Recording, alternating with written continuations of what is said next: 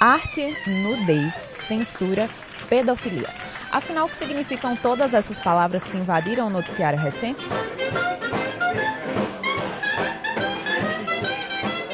A primeira dificuldade que a gente se depara para falar sobre isso é definir o que é arte, né? O próprio Umberto Eco diz que não é possível encontrar uma definição única de arte. Ninguém é dono da verdade. Ninguém pode dizer que isto é arte, ponto final. Não concordo com isso, não aceito. Algumas pessoas entendem que o conceito de arte é estático.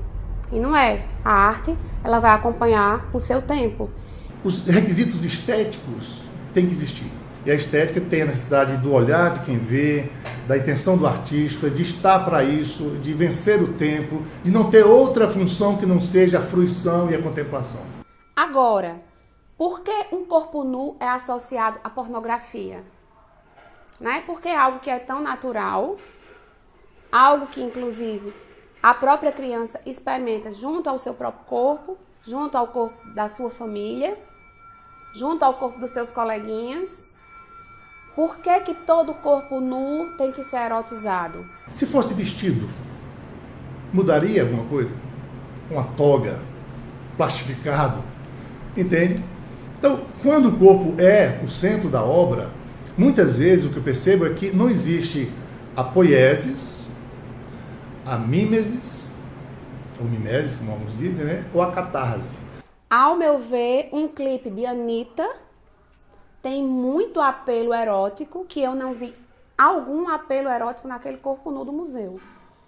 A maior parte das letras de músicas de forró universitário, de Wesley Safadão e de outros, tem muito mais apelo erótico. Ora, não vem me dizer que você cantar ralacheca no chão não tem um apelo erótico. O que eu percebo muitas vezes nessa arte performática é que ela é, antes de tudo, uma arte conceitual. Então, por trás dela há uma intenção de. Então, essa intenção é uma intenção sempre política. E a arte, quando está, vamos dizer assim, com essa funcionalidade, ela fica em segundo plano. Se a gente for ter a ousadia de definir o que é arte, a gente pensar essencialmente em duas questões. Que é um processo criativo, é um processo que passa por um trabalho de criação daquele que se propõe a ser artista, e de expressão, quer dizer, esse artista ele está expressando alguma coisa, ele está comunicando alguma coisa. A própria intenção, né, ou a própria função de criar uma consciência, um conceito, isso não é arte, isso é educação, isso é doutrinamento, isso é, sei lá, algum tipo de uso como uma ferramenta pedagógica, por exemplo. Eu acho que esse mundo que a gente está vivendo é um mundo dos especialistas que não são especialistas em nada. Todo mundo entende de direito, todo mundo entende de arte, todo mundo entende de tudo. Quando é que a arte poderia ser considerada crime? Quando, de algum modo, ela viesse a ferir alguns artigos do nosso Código Penal, que não foi o caso dessas últimas exposições. Quando você cria, por exemplo, um Estatuto da Criança e do Adolescente, e você cria um documento que você protege a criança, você cria barreiras para que ela não seja invadida, vamos dizer assim, por esse mundo adultizante, né? Ao mesmo tempo você diz, não, algumas coisas podem, né? Existe uma delimitação de faixa etária, que existia no caso dessa exposição, por ela conter nudez, e assim como em um bar, por exemplo, a criança não pode entrar no bar, mas se ela estiver acompanhada pelos pais, ela pode ir.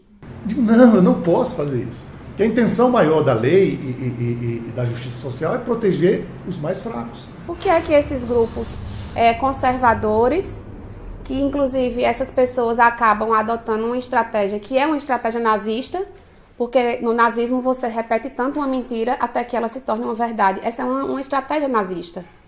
Então nós estamos vivendo isso. O que eu acho que causa a celeuma é isso, é achar que alguém que não gosta, eu estou falando de juízo de gosto, né, que não gosta de determinada atividade artística, seja taxado de fascista, de retrógrado, de censor.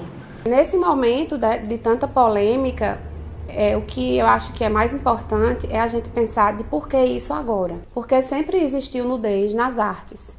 Inclusive a nudez dentro da arte sacra. Porque se a gente pensar, a primeira representação da imagem de Cristo É uma imagem que foi inventada, foi criada por um artista. Quando a beleza está no corpo humano, no corpo mesmo, ela também causa uma outra questão, que é o desejo. Né? Então, quem contempla um quadro, né, a beleza de um quadro, se satisfaz com a contemplação.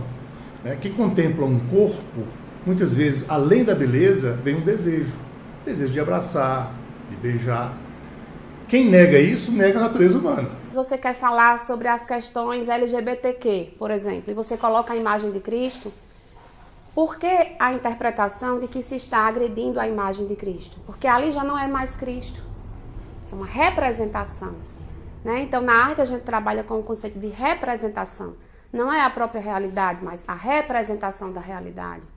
Ou algo que nem existe na realidade, porque o artista tem essa possibilidade de transcender a própria realidade. A experiência estética de quem observa uma escultura de um nu, por exemplo, ela, por ser aquilo uma representação, né, uma mimesis mesmo, você vai entender que aquele negócio ali, você tem apenas, vamos dizer assim, a intenção de observar.